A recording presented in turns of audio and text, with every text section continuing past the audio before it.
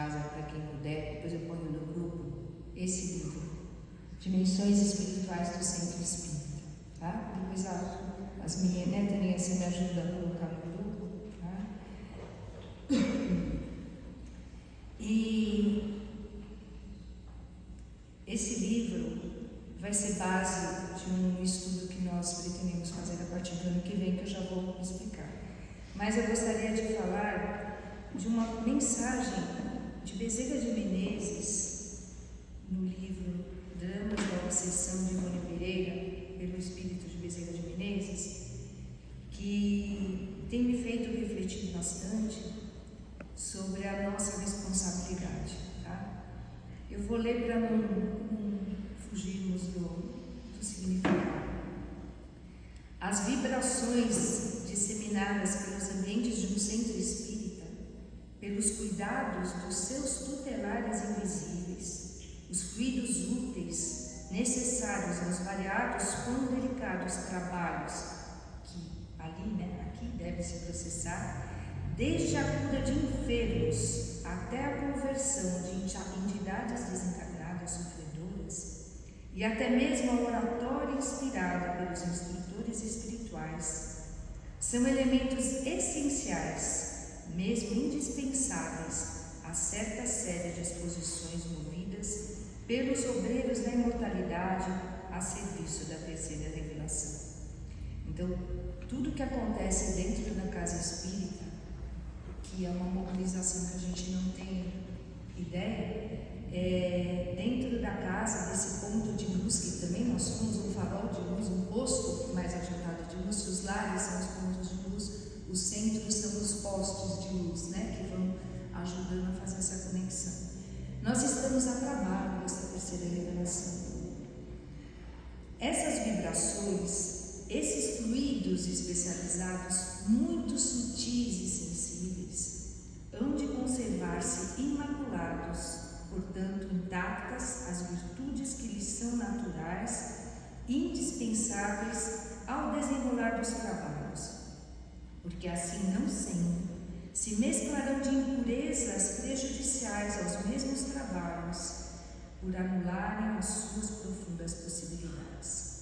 Ou seja, a espiritualidade nos traz o que há de mais puro, o que há de mais efetivo para ajudar os irmãos nas curas, nos trabalhos. Então, é o top 10 dos fluidos. E para que os trabalhos se realizem, esses fluidos precisam se manter dessa forma. Mas, como é que esses fluidos podem ser modificados, negativamente, Daí porque a espiritualidade esclarecida recomenda aos adeptos da grande doutrina o máximo respeito nas assembleias espíritas, onde jamais deverão penetrar a frivolidade e a inconsequência, a maledicência e a intriga, o mercantilismo, o mundanismo, o ruído e as atitudes menos graves, visto que estas são manifestações inferiores do caráter e da inconsequência humana, cujo magnetismo para tais assembleias e, portanto, para a agremiação que tais coisas permite, atrairá bandos de entidades hostis e malfeitoras do invisível, que virão a influir nos trabalhos posteriores, a tal ponto que poderão adulterá-los ou impossibilitá-los, uma vez que tais ambientes se tornarão incompatíveis com a espiritualidade iluminada e benfazente. Então, quem modifica para pior esses fluidos somos nós. A gente não pode exigir dos frequentadores da casa que tenham esse nível de consciência, mas nós precisamos ter, que nós vamos representar essa casa espírita na nossa postura, principalmente durante o trabalho. Um centro espírita, onde a vibração dos seus frequentadores, encarnados ou desencarnados, irradiem de mentes respeitosas, de corações fervorosos, de aspirações elevadas, onde a palavra emitida jamais se desloque para futilidades e depreciações, onde, em vez de gargalhar divertido, se pratica a prece, em vez estrépito de aclamações, louvores e débitos, se emitam forças telepáticas à procura de inspirações felizes, e ainda onde, em vez de cerimônias ou passatempos mundanos, cogite o adepto da comunhão mental com os seus mortos amados ou os seus guias espirituais, um centro assim, fiel observador dos dispositivos recomendados de início pelos organizadores da filosofia espírita, será detentor da confiança da espiritualidade esclarecida, a qual o elevará à dependência de organizações modeladas do espaço, realizando-se então em seus recintos sublimes empreendimentos que honrarão os seus dirigentes dos dois planos da vida. Então, quando nós, uma casa espírita, agimos dentro desses princípios, colaborando com a espiritualidade, nós acabamos tendo uma graduação no plano espiritual. Tipo, podemos contar com aquela casa, podemos contar com aqueles tarefeiros, ali nós vamos encontrar suporte para fazer os nossos socorros, para que a gente possa encaminhar as pessoas necessitadas, né? Somente esses, portanto, serão registrados no além-túmulo, né? Somente esses centros espíritas serão registrados no além-túmulo, aqueles que estão dentro desse princípio, como casas beneficentes ou templos do amor e da fraternidade, abalizados para as meritrosas experiências espíritas, porque os demais, ou seja, aqueles que se desviam para normas ou práticas extravagantes ou inapropriadas, serão, no espaço, considerados meros clubes onde se aglomeram aprendizes do espiritismo em horas de lazer. Forte, né? Então, assim, dependendo da nossa conduta, isso pode ser uma ponte entre os dois planos ou um mero clube de lazer com o rótulo Somos Espíritas. Isso tem preocupado muito a espiritualidade maior, e desde 2023 eu tenho acompanhado um estudo que me encantou bastante, e depois eu já envolvi alguns outros evangelizadores. Só estou dando uma pinceladinha, o ano que vem a gente vai falar mais sobre esse assunto. Todos conhecem o benfeitor Eurípides Barçanufo, que é um grande educador sacramentano, mineiro, né, para variar. E muitos livros, inclusive nesse, a gente tem algumas pinceladas da obra que Eurípides tem no plano espiritual, o Hospital Esperança e Caridade, que infelizmente abrigam irmãos falidos dentro do espiritismo, principalmente, não só, mas especialmente, que falharam em vários pontos, em várias atitudes, em várias ilusões. E já faz uns 20 anos, mais ou menos, como lá em Sacramento, o Colégio Allan Kardec, que ele fundou, o primeiro colégio que se preocupa com a educação do espírito, permanece até hoje, comandado pela sua sobrinha neta, Alzira Amui. Eles têm o centro, né, que eles, ali é o Eurípides Barçanufo, né, em todos os setores ali, ele é muito admirável e seguido. A equipe de Eurípides Barçanufo, comprometida também com a educação, com a evangelização do Brasil, começou a visitar várias casas espíritas pelo Brasil para anotar as dificuldades, o do porquê um país com tantos centros espíritas, com tanto conhecimento, estava demorando na sua evolução. E ele percebeu que todos nós temos conhecimento das obras básicas, todos nós sabemos da doutrina, sabemos conversar, mas falta a aplicação, uma pedagogia de aplicação.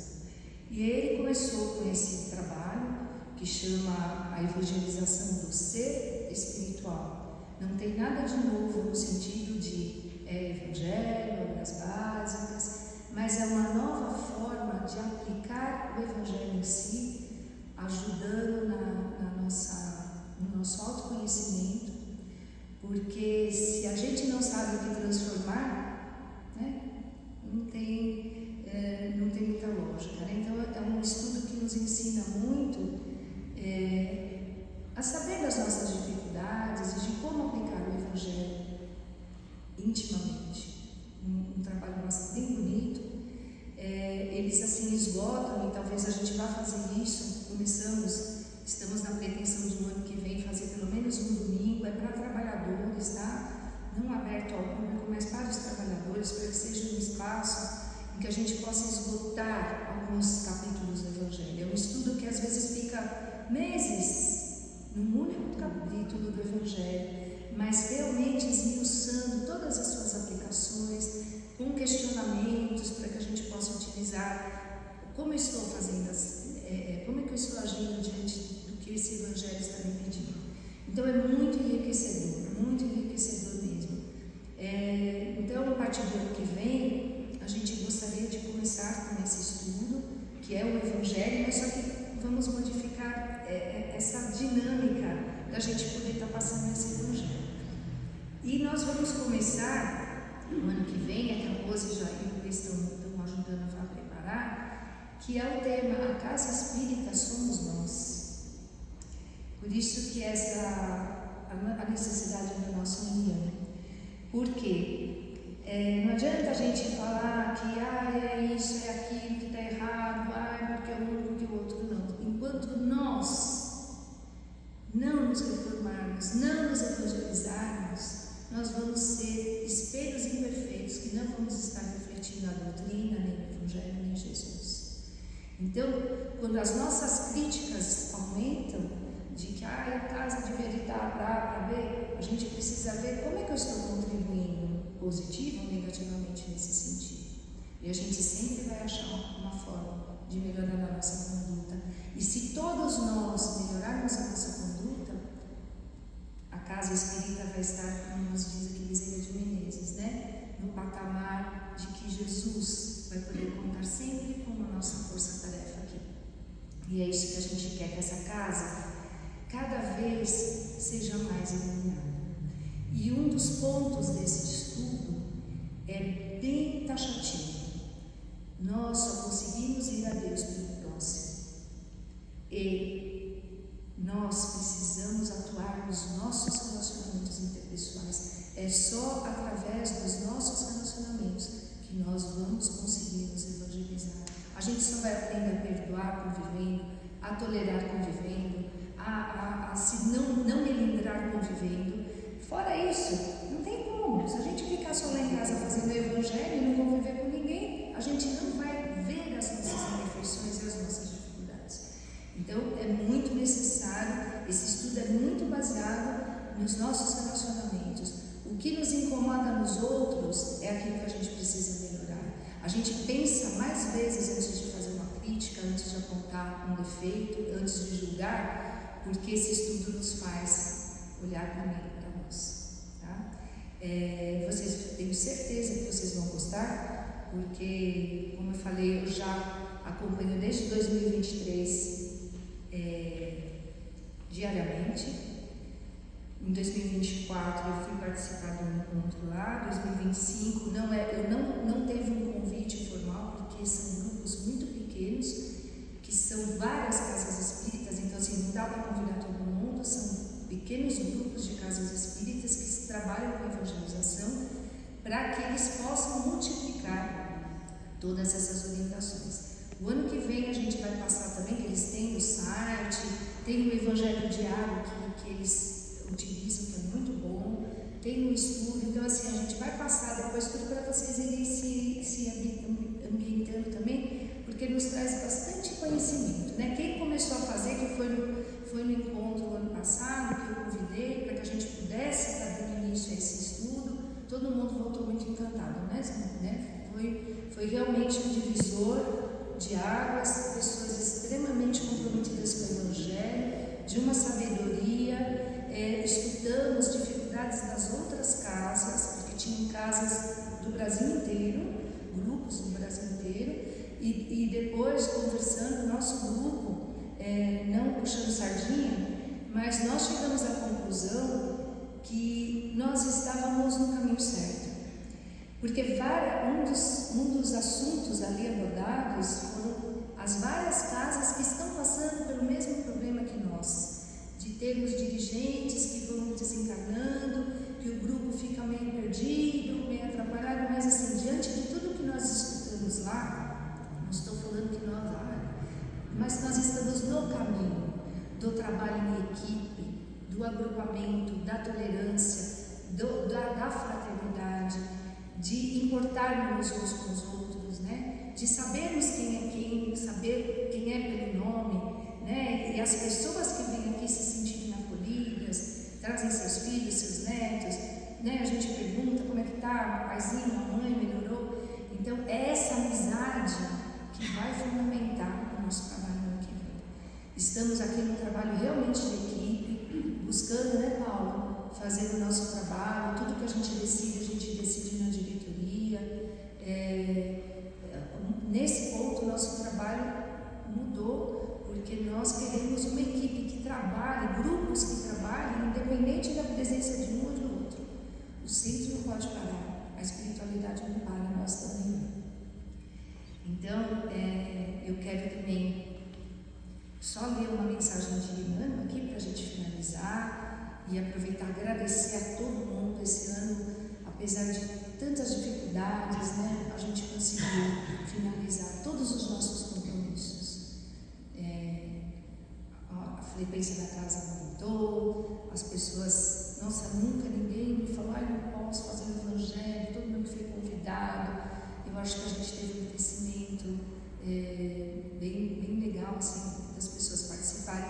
Tivemos erros, temos defeitos, temos coisas a melhorar, gente, infinitas, mas não dá pra gente mudar tudo num ano só, porque a mudança se faz na casa toda, como a gente está falando, a mudança de todos nós que vai fazer a mudança geral. Não basta eu mudar, o Paulo mudar, não basta. Todos nós temos que estar falando a mesma língua e sintonizados na mesma energia. Então, só para finalizar, mãos unidas, Emmanuel nos fala uma mensagem que chama Entre Irmãos. Um tipo de beneficência indispensável ao êxito nas tarefas do grupo, o entendimento entre os companheiros. Não nos referimos ao entendimento de superfície, mas à compreensão de base, através da paciência recíproca que se apresente na esfera do trabalho para a superação de todos os impédios. Então, um entendimento não superficial, não de boca, de alma, né? Esse entendimento profundo. Acostumamos-nos a subestimar as exigências pequeninas, como sejam a supressão de um equívoco, a reformulação de um pedido, uma frase calmante em hora difícil, o afastamento de uma queixa. E a nódoa de sombra passa a enovelar-se com outras nódoas de sombra, a breve espaço, elas transformadas numa bola de trevas, intoxicando o ânimo da equipe, com a obra ameaçada de colapso ou desequilíbrio. Não ignoramos que um parafuso desarranjado numa roda em movimento compromete a segurança do carro, que o curto-circuito em recanto esquecido é suscetível de incendiar e destruir edifícios inteiros. Mesmo assim, não sanamos comumente o mal-entendido capaz de converter-se em agente de perturbação ou desordem, arrasando largas ruas de serviço no qual se garante a paz na comunidade. A gente não pode deixar erros, desajustes, melindres, mal-entendidos ficarem sem se resolver. Nós estamos aqui na transparência, na liberdade de todos falarem o que pensam, e se o que pensam estão dentro, o que pensarmos em conjunto estiver de acordo com o Evangelho nos pede, a gente vai ponderar, né? Mas que a gente não tenha fofocas, nem desajustes.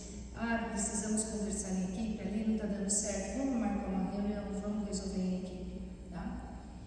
Estabelecido o descontrole no mecanismo de nossas relações uns com os outros, pausemos um minuto de meditação e prece para observar com serenidade o desajuste em causa e ato à vida. Em seguida, aceitemos a mais elevada função da palavra, a da construção do bem, e saibamos esclarecer-nos mutuamente, esculpindo o verbo em tolerância e fraternidade, a fim de que a marcha eficiente do grupo não se interrompa. Então, diante de qualquer conflito, o silêncio, a prece use algo velho, né, para construir, porque todos já temos essa possibilidade. Certifiquemo-nos de que muito coração do caminho espera unicamente um toque de gentileza para se descerrar à alegria e ao trabalho, ao apaziguamento e à renovação. Lembrando certas portas de nobre e sólida estrutura que aguentam golpes e murros de violência sem se alterarem, mas que se abrem de imediato sob a doce pressão de uma chave. Então, que nós sejamos essa chave nas pessoas que chegam, nos nossos companheiros. Muitas vezes as pessoas chegam entecidas pela dor, pelo sofrimento, pela indiferença, e a gente fala, nossa, esse coração aí, a gente não vai conseguir chegar, mas com a chave certa, com a chave do Evangelho de Jesus, com a mudança de nossa conduta, com a amorosidade, a gente consegue sim. Jesus conseguiu isso com a gente, demorou, mas a gente está acordando, né? E a gente já está querendo fazer cópias dessas chaves, né? Para entrar no coração de todo mundo. Então, gente, no dia 11, que nós vamos fazer o nosso Evangelho de início, já vamos dar mais algumas pinceladas do que é esse estudo, que vai ser bem legal. Vai ser Evangelho também, tá, gente? Não é só, vamos mudar algumas coisinhas na exposição. E mais uma vez, gente, muito obrigada por tudo. A espiritualidade ontem também ficou muito feliz com a nossa finalização, com a festa. Grata a todos quem pôde sentir a presença da espiritualidade aqui, agradecer o nosso empenho e que a gente possa se comprometer no outro ano e fazer melhor ainda, tá bom? Vou pedir agora para a Taninha fazer as vibrações